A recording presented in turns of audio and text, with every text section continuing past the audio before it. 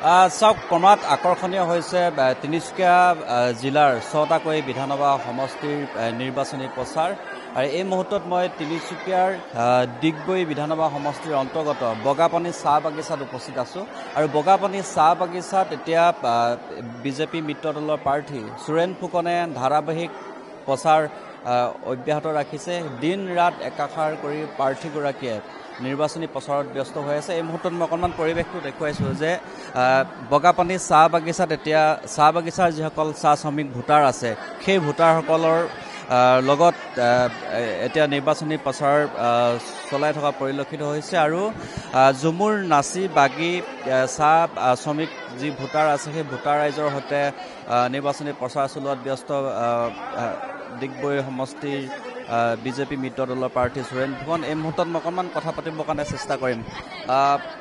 দিনে নিশাই আপুনি সমষ্টিটোৰ অলিয়ে গলিয়ে ঘূৰিছে, চাহ বাগিচাত এতিয়া আহিছে, কেনেকুৱা দেখিছে এইবাৰ? নাই চাওক, সমগ্ৰ অসমতে পদুম ফুল আৰু আমি ডিগবৈ সমষ্টিটোৰ এবাৰ তৃতীয়বাৰৰ কাৰণে প্ৰাৰ্থিত্ব মোক দলে দিছে।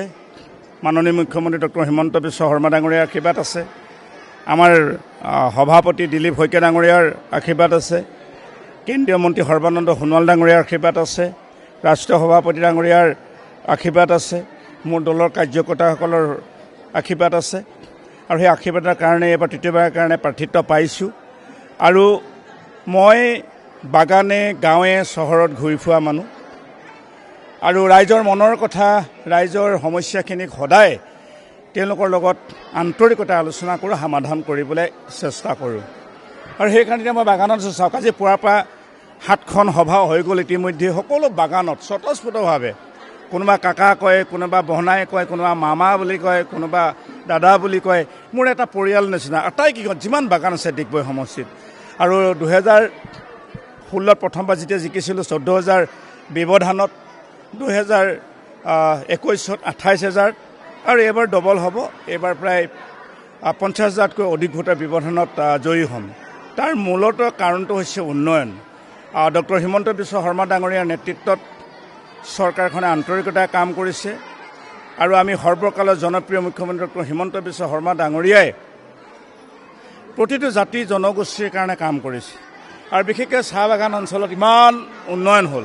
আজি চাহ বাগান অঞ্চলত পকীপথ হ'ল, চাহ বাগান অঞ্চলত আজি জল জীৱন মিছনৰ ব্যৱস্থা কৰিলে, বিশুদ্ধ খোৱা পানীৰ হাইস্কুল নাছিলে, হাইস্কুল এম ই স্কুল নিৰ্মাণ কৰা হ'ল, জগন্নাথ মন্দিৰ নিৰ্মাণ কৰা হৈছে, ইয়াত অংগনবাদী কেন্দ্ৰ নিৰ্মাণ কৰা হৈছে আৰু তেওঁলোকৰ চাহ বাগিচা অঞ্চলত ধন পুৰস্কাৰ মেলাৰ দ্বাৰা দুবাৰকৈ পইচা দিছে আৰু এই টিকুলি দুটিপাতৰ দ্বাৰা ইতিমধ্যে 5,000 টকা পাইছে। তেওঁলোক আটাইতকৈ 200 বছৰীয়া, ডাঙৰ কথাটো হ'ল 200 বছৰীয়া ইতিহাসত চাহ বাগিচাৰ তেওঁলোকে নিজৰ নামত মাটি পোৱা নাছিল, এতিয়া মাটি পট্টা দিয়াৰ ব্যৱস্থা কৰিছে। আমি বগাপানী চাহ বাগিচাত আছোঁ, ইয়াৰে 820গৰাকী ইতিমধ্যে পট্টা পাইছে। গতিকে খুব তেওঁলোক সুখী আৰু তেওঁলোকে এবাৰ ডিগবৈ সমষ্টিত অত্যাধিক ভোট দি কিনে নিৰ্বাচিত কৰিব আৰু এইসকলে মোৰ শক্তি, এইসকলে মোৰ প্ৰেৰণা, এইসকলে মোৰ অভিভাৱক, বেলেগ আৰু ক'বলৈ নাই। মই সদায় আৰু ইতিমধ্যে দেখিছে মই প্ৰত্যেক দিনাখনে 22ৰ পৰা 24-25খন মিটিং কৰোঁ। দুৱাৰমৰা অঞ্চলত, সেই অঞ্চলত বুঢ়ীডিং অঞ্চলত 3 দিন থাকিলেও প্ৰায় 63খন মিটিং কৰিছোঁ আৰু সকলোতে স্বতঃস্ফূৰ্ত। ক'ৰবাত মৰাণ বিহু আহিছে, ক'ৰবাত লেচেৰি আহিছে, ক'ৰবাত টাই বিহু আহিছে, ক'ৰবাত ঝুমুৰ আহিছে, বিভিন্ন গীত মাতেৰে মুখৰিত। নতুন চৰকাৰ আহিব, মানে নতুন চৰকাৰ মানে আফটাৰ ডিলিমিটেশ্যন। সাংঘাতিক উৎসাহ দেখা গৈছে ভোটাৰ ৰাইজৰ মাজত, বহুত বেছি। আৰু আপোনালোকে মিডিয়া নিশ্চয় গম পাব যে আমি কোনো পইচা পাতি কিবা প্ৰলোভন দি অনা নাই। আৰু ইয়াত আচলতে মোৰো এটা বিশেষ সম্পৰ্ক আছে পৰিয়ালৰ দৰে, সেইকাৰণে মোৰ সম্পৰ্কটোতো কাম দিছে, পাৰ্টিটোৰ সম্পৰ্ক আছে, মোৰ নিজৰ এটা সম্পৰ্ক এতিয়া নহয়। মই আজি 30 বছৰ আগে ৰাজনীতি কৰা, এডৌ দিদেউকৈ আজি এই স্থানত পাইছোঁ। 26 বছৰ পূৰ্বে মই জিলা পৰিষদৰ সদস্য আছিলোঁ চাহ বাগান অঞ্চলত। চাহ বাগিচা জিলা পৰিষদ উজনি অসমত একমাত্ৰ নিৰ্বাচিত প্ৰতিনিধি মই আছোঁ, নগাঁওলৈকে 26 বছৰ আগত। ঠিক তেনেধৰণে কাম কৰিছিলোঁ আন্তৰিকতাৰে। সেয়ে আজি ৰাইজে মোক মৰম দিয়ে, মোক আশীৰ্বাদ কৰে, বেলেগ আৰু ক'বলৈ একো নাই। মই কাম কৰোঁ, চিধা চিধি কথা কওঁ, এইটোৱে কথা। বিৰোধী যিগৰাকী প্ৰাৰ্থী আছে ৰাইজৰ দলৰ প্ৰাৰ্থী দুলাল মৰাণ ক'ৰবাত প্ৰত্যাহ্বান হিচাপে থিয় দিব নেকি? কেনেকুৱা দেখিছে বিৰোধী শক্তিটো কেনেকুৱা পাইছে ডিগবৈ? নাই চাওক, বিৰোধী একেবাৰে ইয়াত সংগঠন একেবাৰে দুৰ্বল আৰু যিগৰাকী ৰাইজৰ দল দিছে মানুহগৰাকী বেয়া নহয়, তেওঁ শিক্ষক আছিলে, কিন্তু সেই দলটো ভুল হ'ল আচলতে বাছনিটো। মোৰ ককাই হয় দুলাল কাই, আন এজন নিৰ্দলীয় আছিল লক্ষে কাই, গতিকে তেওঁলোকে মোক আশীৰ্বাদ দিছে, কৈছে জিকাটো তই লিখিবি, শুভেচ্ছাটো জনাইছোঁ। গতিকে তেখেতসকলৰ শুভেচ্ছা আছে মোৰ প্ৰতি, কিন্তু সেইটো ক'লো 50,000 ভোটৰ ব্যৱধানত যদি আমি জয়ী হওঁ তেতিয়াহ'লে ক'ত বিৰোধীয়ে প্ৰত্যাহ্বান জনাব কওকচোন? 50,000 ক'ত আৰু প্ৰত্যাহ্বান ক'ত? এই প্ৰত্যাহ্বানৰ কথাই নাহে। আৰু ৰাইজে উন্নয়নৰ কাৰণে ভোট দিব ভাই, ডক্টৰ হিমন্ত বিশ্ব শৰ্মা ডাঙৰীয়াৰ কাৰণে ভোট দিব, কাম কৰাৰ কাৰণে, অসম চৰকাৰখনে কাম দিব, সেইটোৱে কথা।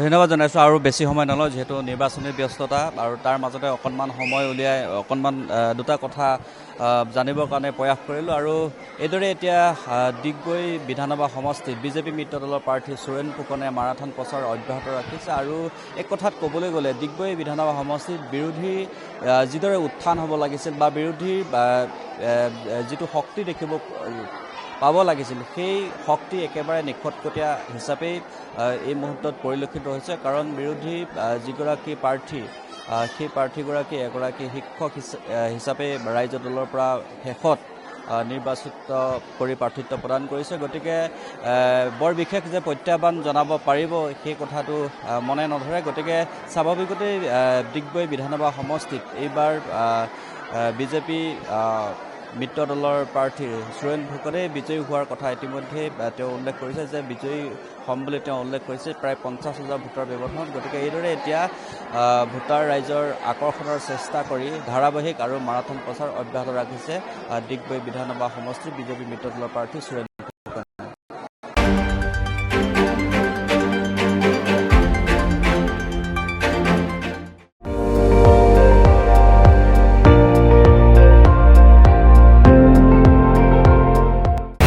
আপুনি চাই আছে ND24, সৰ্বশ্ৰেষ্ঠ নহয় সৰ্বোত্তমৰ দৌৰ।